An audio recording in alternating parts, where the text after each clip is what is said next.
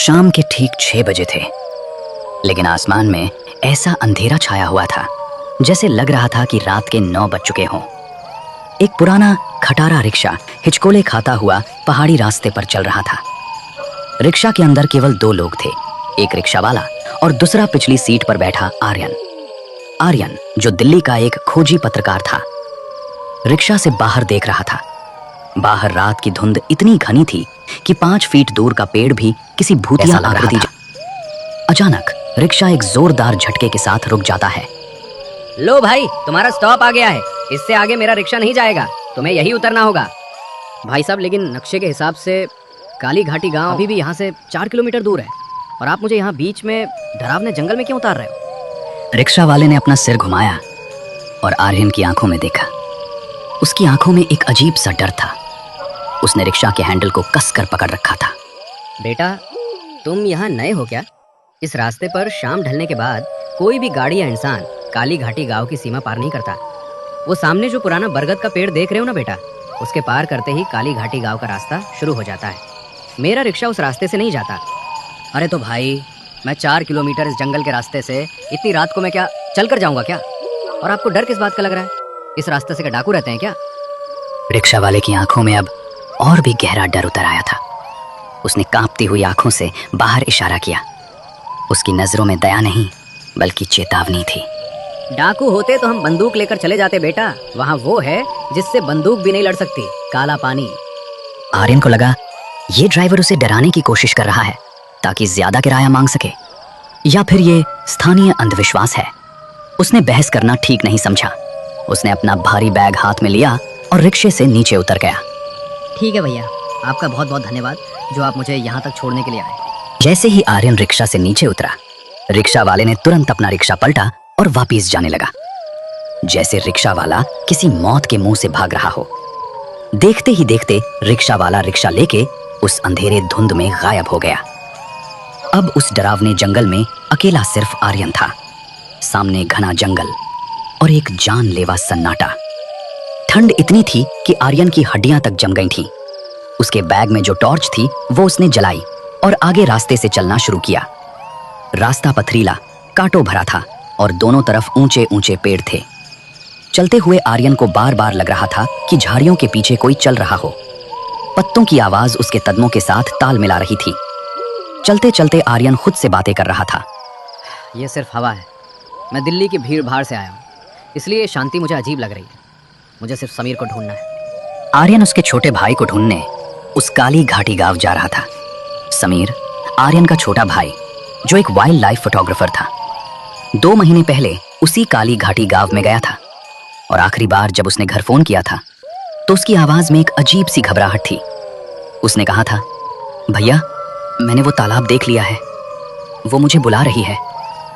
और उसके बाद से उसका फोन बंद आ रहा था। पुलिस ने हाथ खड़े कर दिए थे, इसलिए आर्यन खुद उसे ढूंढने इस काली घाटी गांव आया था। करीब 1 घंटे चलने के बाद धुंध थोड़ी कम हो गई थी। उसे दूर कुछ मध्यम रोशनियां दिखाई दी जो काली घाटी गांव के घरों से आ रही थी।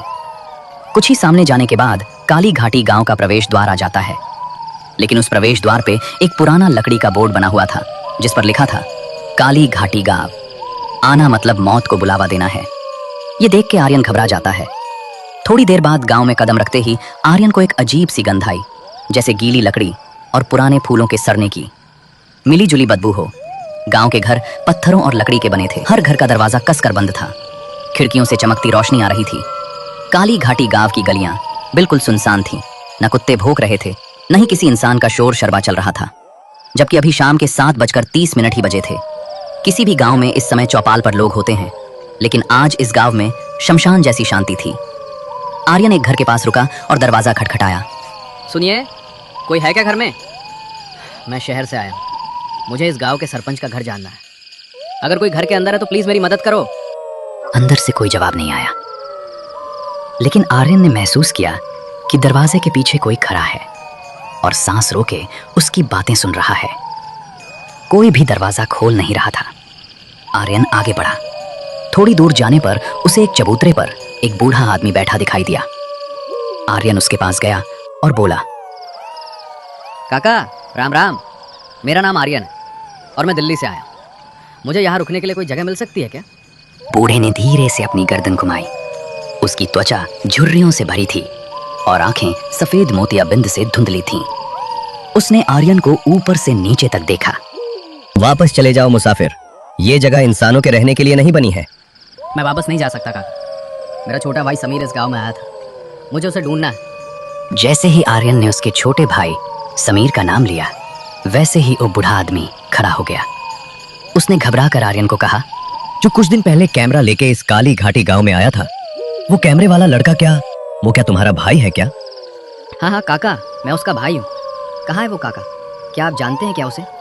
बूढ़े ने चारों तरफ देखा, जैसे उसे किसी बात का डर हो कि हवाएं उनकी बातें तो नहीं सुन रही है। उसने आर्यन को अपने पास नजदीक बुलाया और उसको धीमी आवाज में फुसफुसाते हुए कहा, बेटा, तुम्हारा छोटा भाई इस गांव में जो काला पानी का तालाब है उसके तरफ गया हुआ था।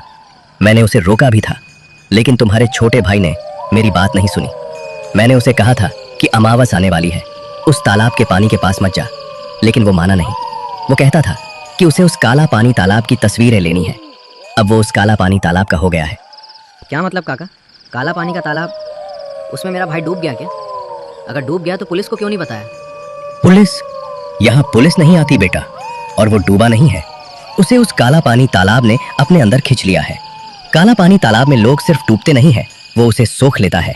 उस इंसान की आत्मा, शरीर और उसकी यादें, सब कुछ। आर्यन को उस बूढ़े की बात पे यकीन नहीं हुआ। उसे लगा ये बूढ़ा पागल है। काका, आप मुझे बस ये बता दीजिए कि वो काला पानी का तालाब किस तरफ है। मैं खुद उस काला पानी के तालाब के पास जाके देख लूँ। बूढ़े की आंखों में अब डर की जगह एक अजीब सी उदासी थी। बेटा, गांव के उत्तर दिशा में, जंगल के पार, लेकिन आज रात मत जाना। आज रात हवा में नमी ज्यादा है। जब नमी बढ़ती है तो वो उस तालाब का काला पानी फैल जाता है। आज मेरे घर रुक जा, सुबह चले जाना, अगर तुम सुबह तक जिंदा रहे तो। आर्यन के पास कोई चारा नहीं था। रात घनी हो चुकी थी और जंगल में अकेले जाना बेवकूफी होती। वो बूढ़े के घर में रुकने के लिए तैयार हो गया। उसी पल दोनों साथ साथ उस बूढ़े आदमी के घर जाने लगते हैं। थोड़ी देर बाद दोनों घर में आ जाते हैं। बूढ़े का नाम हरिया था। उसका घर छोटा था, जिसमें सिर्फ एक कमरा और एक रसोई थी। हरिया ने आर्यन को खाने के लिए सूखी रोटी और प्याज दिया। लालटेन की रोशनी में दोनों बैठे थे। हरिया काका, ये काला पानी तालाब का क्या किस्सा है? आखिर एक तालाब से पूरा गांव इतना डरता क्यों है? तो पहले की बात है बेटा, वो तालाब ऐसा नहीं था। उसका पानी कांच जैसा साफ सा था। हम उस तालाब के पानी को अमृत कहते थे। लेकिन फिर गांव में पानी का अकाल पड़ा और फिर गांव के तांत्रिक भैरव